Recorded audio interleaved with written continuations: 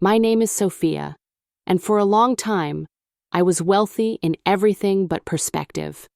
At 27, I had a power job as an accountant at a prestigious firm, a six-figure salary, and an escalating sense of dissatisfaction. My problem wasn't a shortage of money, it was the man I shared my life with, my kind, artistic, and utterly unambitious husband, Elias. Elias, 29, was the quiet eye in the storm of my career-driven life. He was a freelance graphic designer, working from our small, sun-drenched home office, earning a modest $2,000 a month. But his true passion, his soul, was painting. He captured the silent beauty of nature, trees with bark like old leather, birds mid-flight, and the shimmer of a hidden stream. His art was profound, but his sales were negligible. I earned 3 times his income, and that simple math felt like a constant, stinging subtraction from my own self-worth. We lived in a perfectly nice, yet distinctly average, small house. Our car was a reliable but decidedly unglamorous sedan. As I scrolled through social media, the screen became a portal to a world I felt entitled to. Executive-level husbands, luxury SUVs, glittering diamond rings, and exotic trips to the Maldives. The comparison was a cancer on my contentment. The lives I saw were curated perfection, and they made my reality with Elias look faded, almost poor. My bitterness, a toxic fog, started to fill our quiet home. Elias, look at Daniel's wife. He just bought her a stunning gold bracelet, a heavy one, not some trinket. You've never bought me gold, I heard myself snap one evening. My voice was sharp, cutting through the peaceful silence of his studio. Stop drawing trees and birds. Get a real job. You're not a provider. You're not ambitious. You're not a good husband. He never fought back. He would simply turn, his eyes, usually alight with artistic fire, dulling under the weight of my words. He'd offer a soft, worn-out defense. My love, art is my soul. I will earn more. Just give me time. Then he would return to his canvas, his back a silent plea for understanding.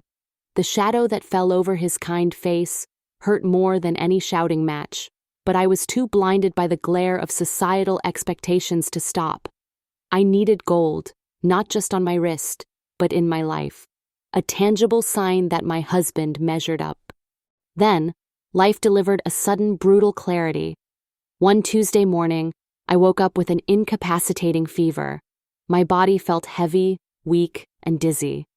I could barely lift my arm to text my office. Sick today. Out of commission. Elias, hearing my pathetic cough, appeared instantly. The moment he placed his cool hand on my forehead, his graphic design deadline, the one that would have padded his meager bank account, ceased to exist.